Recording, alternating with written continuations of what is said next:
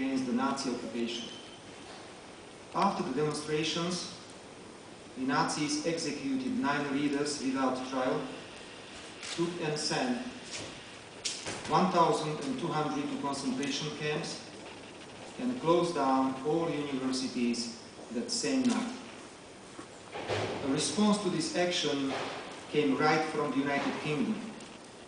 November 17th, 1941 was pronounced the International Students' Day to commemorate the Prague students, an occasion now commemorated every year.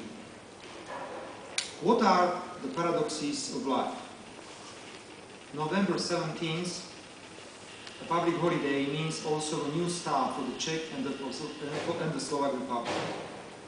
Then, 20 years ago, on November 17th, and even one day earlier in the capital city of Slovakia, Bratislava, the students again, marching bravely to commemorate the International Students' Day, started to write the history of our democratic present-day existence.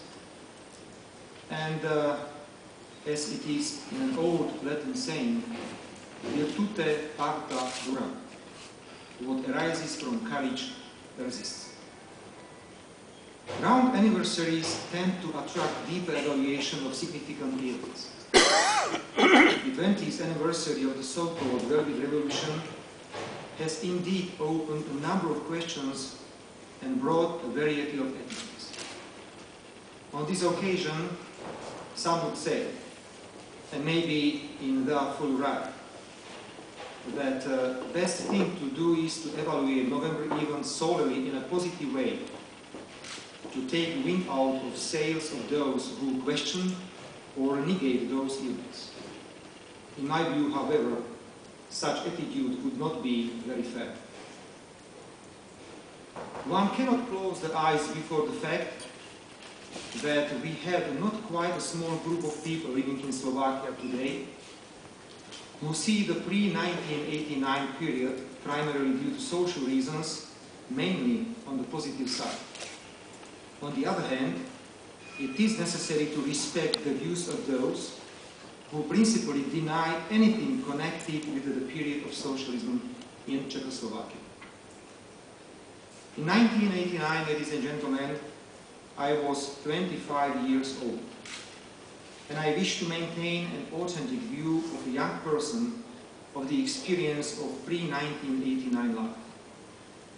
I remember, ladies and gentlemen, that I needed approval of my superior to travel to Malta, the destination of my honeymoon journey, or how I had to stand in line the whole night in front of the travel agency to be able to buy such a trip.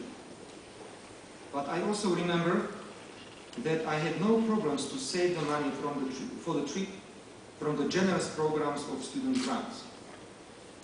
I remember the powerful campaign to force the refusal of Charter 77 in 1977, when I was an elementary school pupil who was pushed to oppose other political opinions. But I also remember a situation in which, being a part of a group of law students who brought a successful court action and also won the case against the law faculty in Bratislava, refusing to compensate the damage caused by theft which occurred at the students' dormitories. I have been often criticized for these personal views, because such views are not popular with the media. I am very proud that Professor Robert Vincent, a professor of this university and an outstanding expert of the Slovak and Czech literature, confirmed in one interview for the Slovak press the resistance of my attitudes. According to his words, when we met in 1991, I was an open leftist, apparently quite a courageous position in the atmosphere of that time. By preserving the view of my own, I wish to show my respect to the absolute majority of the people living in Slovakia before 1989. They were not part of the politics. They worked very hard. creative, immaterial, and intellectual values. I consider wrong to disparage these people and the results of their work by unilateral refusal of all that existed in Slovakia prior to 1989.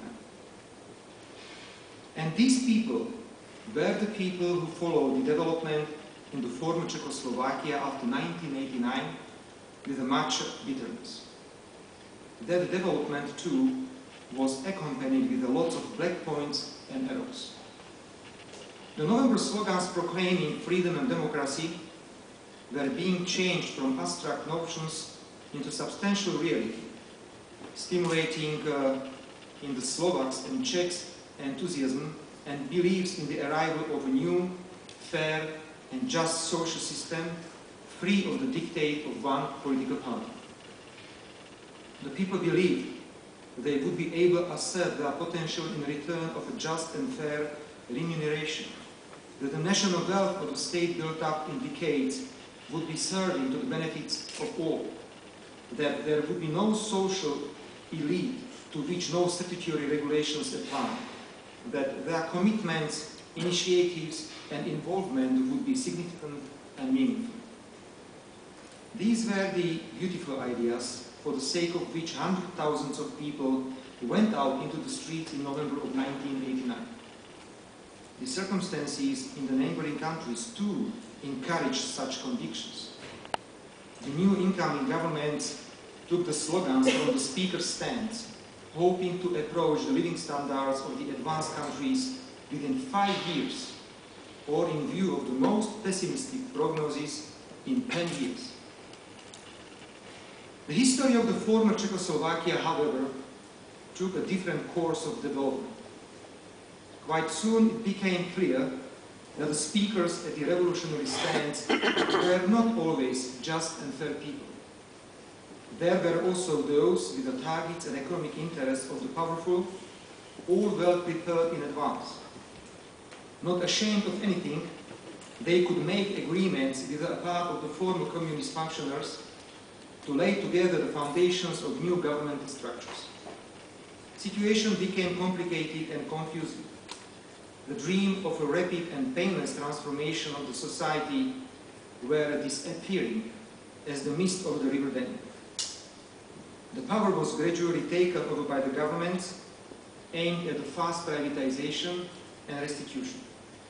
It all occurred without serious preparation, and in remedying the old wrongs, new wrongs were arising.